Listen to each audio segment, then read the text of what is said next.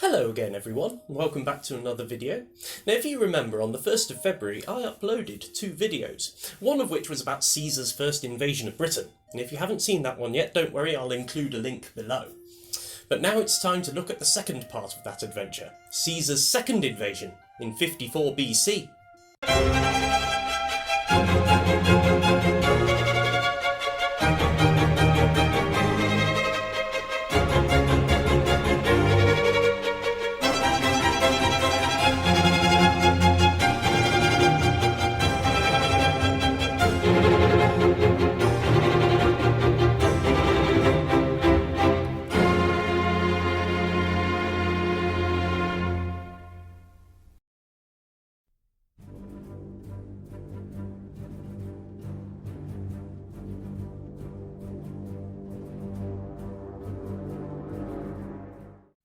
Although Caesar hadn't made any real gains in his first invasion of Britain, he had learnt some lessons from it.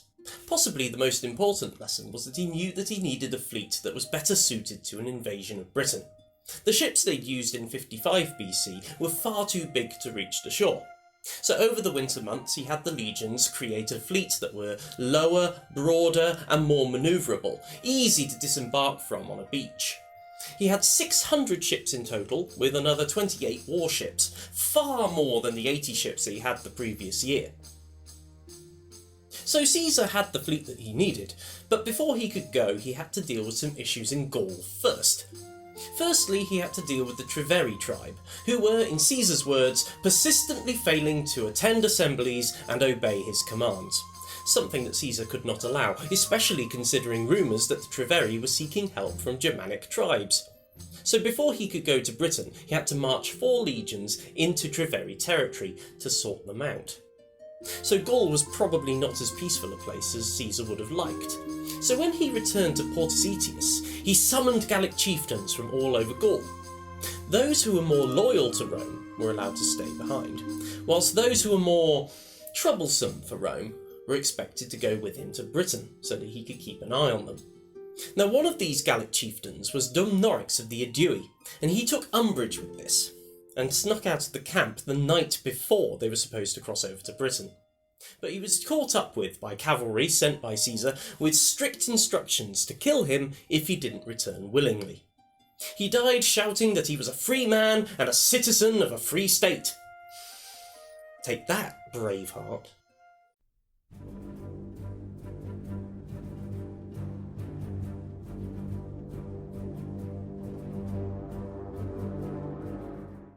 With issues in Gaul seemingly sorted, Caesar set sail for Britain in July 54 BC, with 5 legions and 2,000 cavalry, a huge increase on the 2 legions that he brought last time.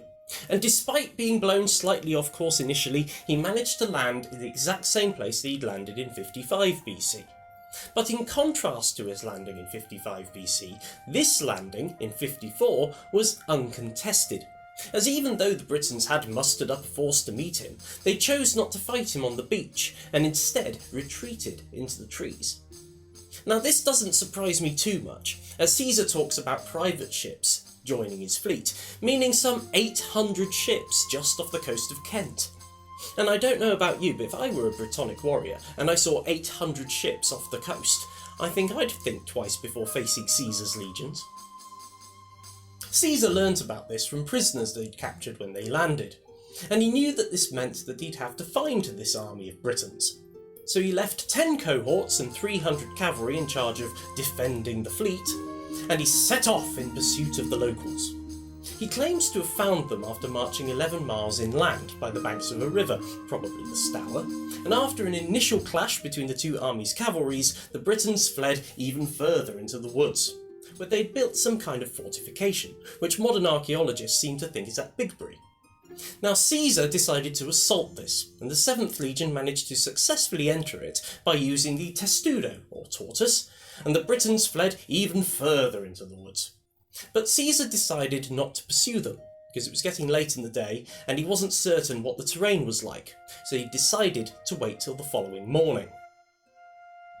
However, just like the previous year's invasion, the weather was not on Caesar's side, As he came into contact with the enemy, a messenger came from the coast, informing him that his fleet had been damaged in a storm, so his advance had to stop, and Caesar had to go back to the coast in order to assess the damage.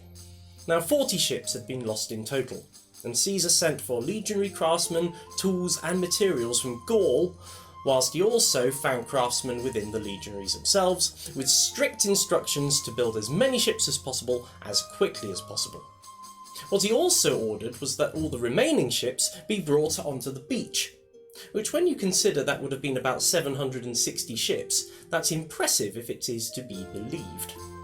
Now this work took about 10 days, and at the end of it, Caesar headed back to the army. But this respite was perfect for the Britons to come up with a plan to throw the Romans off their island.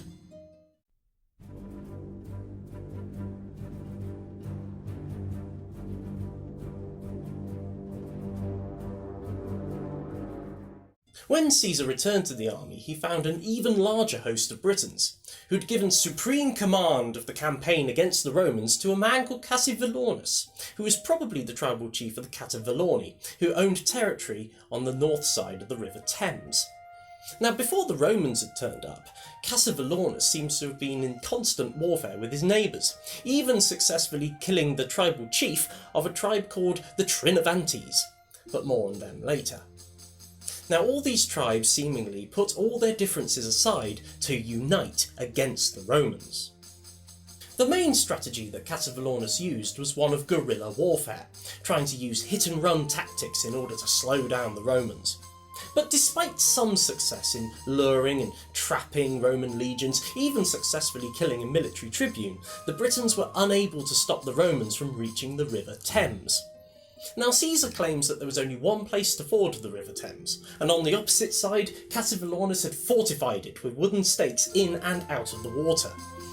But the Roman legionaries still forded the river, and by carefully navigating their way through the wooden stakes, they were able to drive the Britons off. Cassivellaunus' strategy at this point seems to have turned to one of scorched earth, in order to deny the Romans any food or supplies.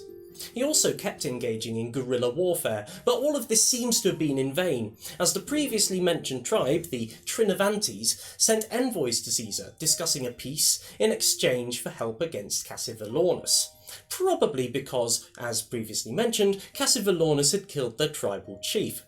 So the Romans were now getting food and supplies from the Trinovantes, and just to add to Cassivellaunus' woes, other tribes were also seeking a peace with Caesar, deciding that a peace with Rome would be preferable to a prolonged conflict and ruined crops. Caesar learnt from these tribes the location of Cassivellaunus' stronghold, and he went there immediately with his legions. He assaulted it from two sides, and the Britons had to retreat through another exit.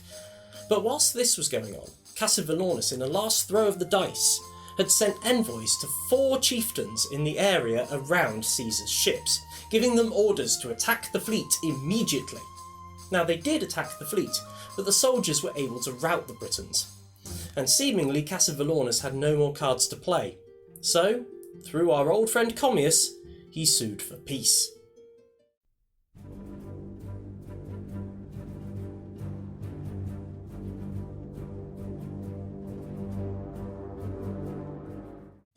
Now the terms of this surrender were not as overwhelming as you might expect. Caesar was very anxious to get back to Gaul to make sure that there were no uprisings against Roman rule. So the terms of the surrender were as follows.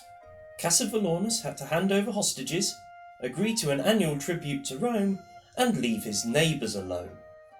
But it's doubtful that these terms would have been enforceable after the Romans left, because there was nobody around to enforce them. So, with hostages in tow, Caesar and the army headed back to the coast. But due to the damaged ships, and also the excess number of people as a result of hostages, Caesar realised he'd have to send the army back in 2 loads. Now he's stuck in Britain in order to go with the second load, but not all the ships made the return journey to pick up Caesar's troops, so he had to risk overloading what ships he did have, and he set off from Britain in September 54 BC. So there you have it. Caesar's invasions of Britain may not have solidified Roman control over the island, but what it did do was it showed Roman power and reach, It also helped to cement Caesar's reputation as one of the greatest generals of history. Now, Caesar would never return to Britain after 54 BC, but the Romans would in the following century, in 43 AD.